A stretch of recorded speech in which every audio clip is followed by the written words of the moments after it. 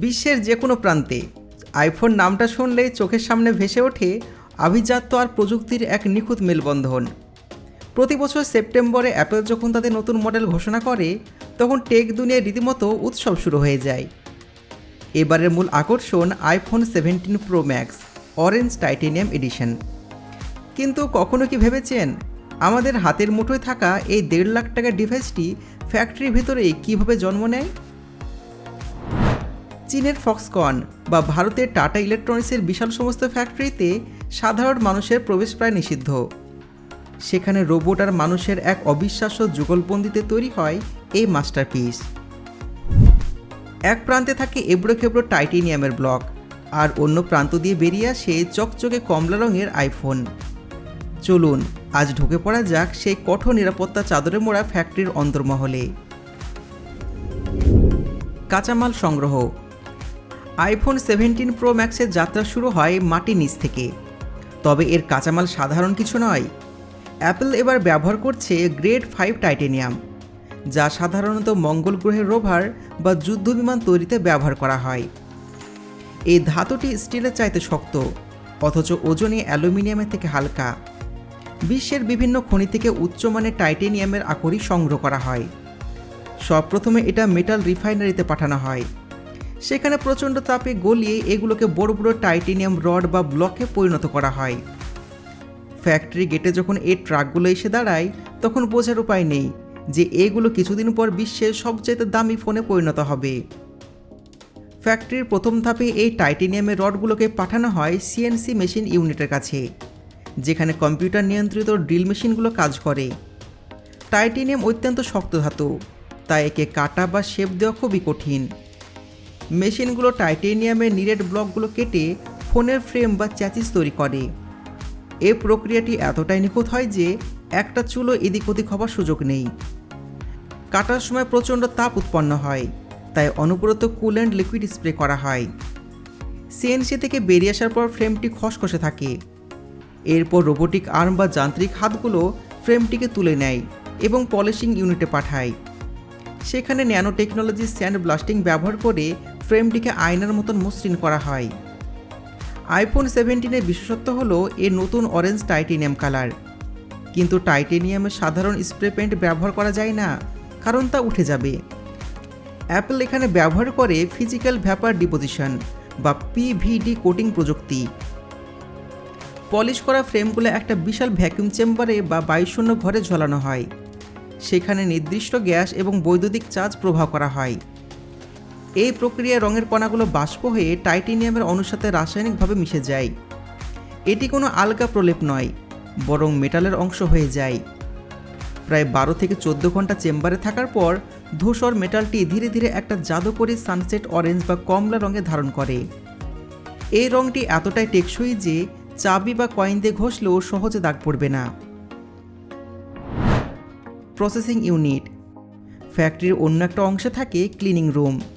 এখানে বাতাসের ধূলিকণা নিয়ন্ত্রণ করা হয়, কারণ ধুলোবালি ইলেকট্রনিক্সের বড় শত্রু। কর্মীদের পুরো বডি সাদা স্যুটে ঢাকা থাকে। এখানে তৈরি হয় ফোনের ব্রেন বা মাদারবোর্ড। কনভেয়ার বেল্টের উপর দিয়ে সার্কিট বোর্ড বা পিভিসি এগিয়ে চলে। রোবোটিক মেশিনগুলো চোখের পলকে হাজার হাজার ছোট ক্যাপাসিটার, রেজিস্টার এবং আইসি বসাতে থাকে। সবশেষে বসানো হয় অ্যাপেলের নিজের তৈরি বিশ্বের দ্রুততম চিপ A19 বায়োনিক। এই চিপটি বসানোর প্রক্রিয়াটি হয় মাইক্রোস্কোপিক লেভেলে। এরপর মাদারবোর্ডটি অরেঞ্জ টাইটেনিয়াম ফ্রেমের ভেতর খুবই সাবধানে স্থাপন করা হয়। ক্যামেরা মডিউল ও ব্যাটারি সংযোজন। আইফোনের সবচেয়ে বড় এবং জটিল অংশ হলো এই ক্যামেরা। 17 প্রো ম্যাক্সের বিশাল ট্রিপল লেন্স ক্যামেরা মডিউলটি আলাদা একটা ইউনিটে অ্যাসেম্বল করা হয়।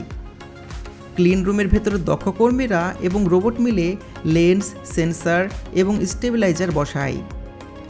একটা রোবোটিক আর্ম ক্যামেরা মডিউলটি তুলে ফোনের পেছনে নির্দিষ্ট জায়গায় বসিয়ে দেয়।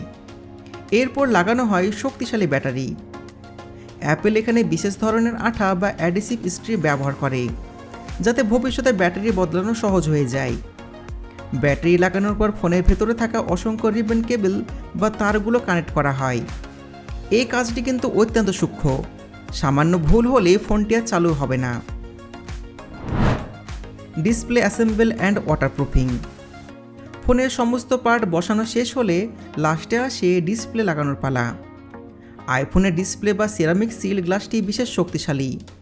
এই ডিসপ্লে লাগানোর আগে ফোনের বর্ডারে একটা বিশেষ ওয়াটারপ্রুফ সিল বা রাবারের আস্তরণ দেওয়া হয়।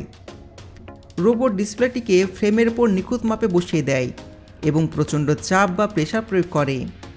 এই চাপের ফলে ফোনটি বায়ুরুদ্ধ হয়ে যায়, অর্থাৎ এর ভেতরে জল বা ধুলো ঢোকার কোনো রাস্তায় থাকে না। স্ক্রু লাগানোর কাজ শেষ হলে ফোনটি দেখতে একটা পূর্ণাঙ্গ আইফোনের রূপ পায়। কোয়ালিটি চেকিং ও টেস্টিং। ফোন তৈরি প্রায় শেষ, কিন্তু এখনই তা বক্সে ভরা হয় না। প্রতিটি আইফোনকে কঠিন পরীক্ষার মুখে পড়তে হয়। Water test. র্যান্ডমলি কিছু ফোনকে জলের ট্যাঙ্কারে ডুবিয়ে রাখা হয় বা জলে ঝাপটা দেওয়া হয় IP68 রেটিং ঠিক আছে কিনা দেখার জন্য। Drop test. ল্যাবে ফোনগুলোকে নির্দিষ্ট উচ্চতা থেকে ফেলে দেখা হয় টাইটেনিয়াম ফ্রেম বা গ্লাস ভাঙছে কিনা। Function test. একটি বিশেষ মেশিনে শত শত কেবিল লাগিয়ে দেখা হয় camera, speaker, touch screen, face ID এবং 5G নেটওয়ার্ক ঠিক মতন কাজ করছে কিনা। প্যাকেজিং ও শিপিং। সমস্ত পরীক্ষায় পাশ করার পর ফোনগুলোকে চূড়ান্ত পলিশিং করা হয়। এরপর চলে যায় প্যাকেজিং লাইনে। অ্যাপেলের সেই বিখ্যাত সাদা বক্সের নিচের অংশে সব প্রথমে চার্জিং কেবল এবং ম্যানুয়াল রাখা হয়। তারপর খুব সাবধানে রাখা হয় চকচকে orange titanium iPhone 17 Pro max. Automatic machine বক্সের ঢাকনা এমনভাবে লাগায় যাতে খুলতে গেলে বাতাস বাঁধার কারণে সেই প্রিমিয়াম স্লাইড অনুভূতি পাওয়া যায়। বক্সের গায়ে পেছনে সিল লাগানো হয়। এরপর প্যালেট বোঝাই হয়ে এই বক্সগুলো এয়ারপোর্টের দিকে রওনা দেয়। এইভাবে টাইটেনিয়ামের একটা সাধারণ ব্লক ফ্যাক্টরির মহাযজ্ঞ শেষ করে হয়ে ওঠে আপনার পকেটের স্ট্যাটাসের সিম্বল।